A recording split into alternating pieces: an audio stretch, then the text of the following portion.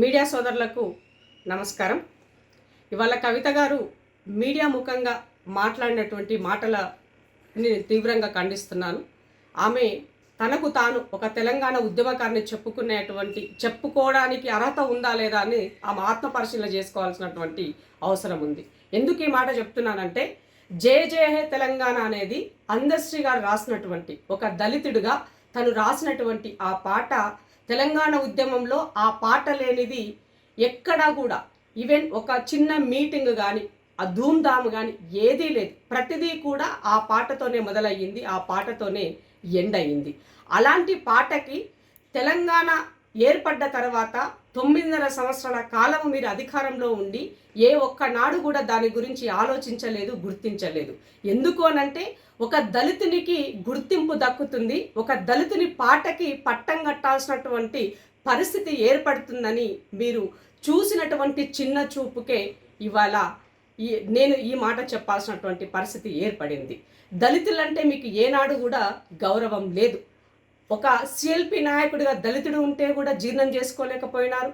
దళితులకి సంబంధించినటువంటి అన్ని రకాలుగా ఉద్యోగాలు అయ్యుండొచ్చు, వాళ్ళకు ఉన్నటువంటి సప్లా నిధులు అయ్యుండొచ్చు, అన్ని రకాలుగా మీరు దళితులని మోసం చేస్తూనే వచ్చారు. మరి వాళ్ళ కొత్తగా ఏర్పడ్డటువంటి ప్రభుత్వం ఆ పాటకి పట్టం కడితే, జాతీయ గీతంగా రాష్ట్ర గీతంగా గుర్తిస్తే మీకెందుకు ఇంత అక్కసు అని అడుగుతున్నాను నేను. మీరు చేయలేనటువంటి పని తెలంగాణ ఇచ్చినటువంటి వాళ్ళు ప్రభుత్వంలోకి వస్తే వాళ్ళు ఆ పాటకి పట్టం కడితే మీకెందుకు అంత చులకన భావము అని అడుగుతున్నాను నేను. నీకు చాతనైతే స్వాగతించు, గౌరవించు, లేదా ఇది మా ప్రభుత్వంలో జరిగినటువంటి అవమానానికి మేము సిగ్గుపడుతున్నామని ప్రజలకు క్షమాపణ చెప్పండి.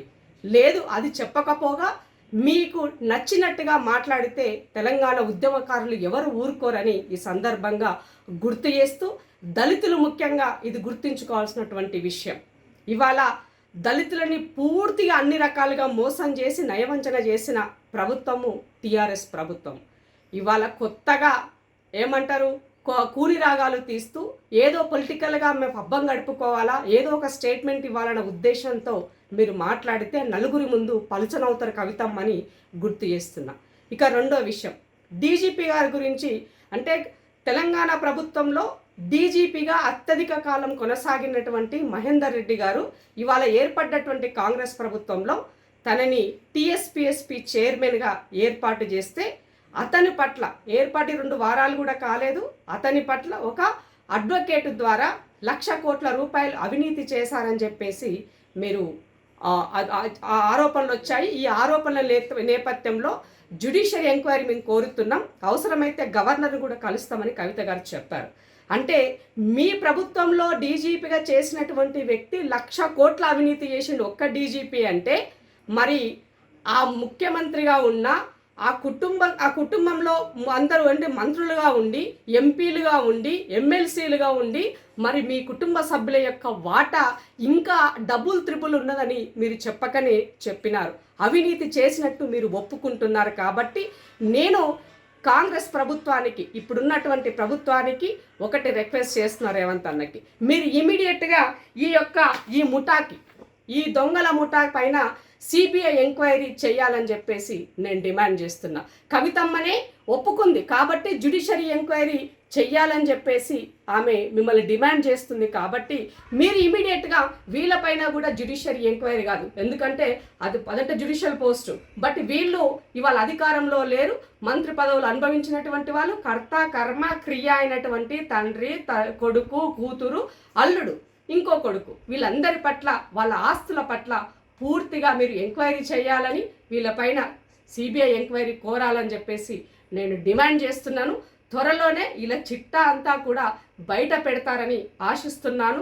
ఇంకొక విషయం ఏంటంటే, ఆంధ్ర పాలకులకి పట్టం కడుతున్నారు, ఆంధ్ర వాళ్ళకే పదవులు ఇస్తున్నారని మాట్లాడుతున్నారు. తెలంగాణ ఉద్యమంలో ఆంధ్ర పేరు బూచి చూపి అత్యధికంగా లాభపడ్డది మీరు మాత్రమే. తెలంగాణ వచ్చిన తర్వాత ఏ శాఖలు చూసినా, ఎక్కడ చూసినా అంత ఆంధ్ర నాయకులు, బిహారీలకే మీరు పట్టం కట్టారు. ఇవాళ వరకు కూడా ఇంకా బిహారీలే ఇవాళ ఈ రాష్ట్రంలో ఇంకా ప్రైమ్ పొజిషన్లో వాళ్ళు ఉన్నారు. త్వరలోనే వాళ్ళకి కూడా చరమగీతం పాడతారని చెప్పేసి నేను ఎక్స్పెక్ట్ చేస్తున్నాను. ఆ పని కూడా జరుగుతుందని అనుకుంటున్నాను. ఎందుకు అని అంటే ఇవాళ ఈ రాష్ట్రాన్ని దాచుకొని అంటే ఈ రాష్ట్రంలో ఉన్నటువంటి బ్యూరోక్రాట్లకి, తెలంగాణ బిడ్డలుగా ఉన్నటువంటి ఆఫీసర్లకి అవకాశం కల్పిస్తే మీ యొక్క దొంగతనాలు బయటపడతాయని వాళ్ళని డమ్మీ పొజిషన్లో వేసి మీ అడుగులకు మడుగులెత్తే వాళ్ళని ఆఫీసర్లుగా పెట్టుకొని మీరు చేసినటువంటి వ్యవహారం ఈ రాష్ట్రంలో ఎవరీ మర్చిపోలేదు. అందుకే మిమ్మల్ని ఇంటికి పంపించారు. కాబట్టి జర జర జాగ్రత్తగా మాటలు మాట్లాడేటప్పుడు జాగ్రత్తగా మాట్లాడితే బాగుంటుందని మాత్రం హితువు పలుకుతున్నాను. ఎందుకంటే రాజకీయాలు అన్నది అధికారం ఒకరికి శాశ్వతం ఎప్పుడూ కాదు. ఇవాళ అధికారం ఉంటుంది, రేపు ప్రతిపక్షంలో ఉంటాము. కాబట్టి మనం మాట్లాడేటువంటి మాటలకి ఆ బ్యాలెన్స్, సమతుల్యత ఉండడం అన్నది విజ్ఞత గల రాజకీయ నాయకులకి అవసరమని మాత్రం గుర్తు చేస్తాను.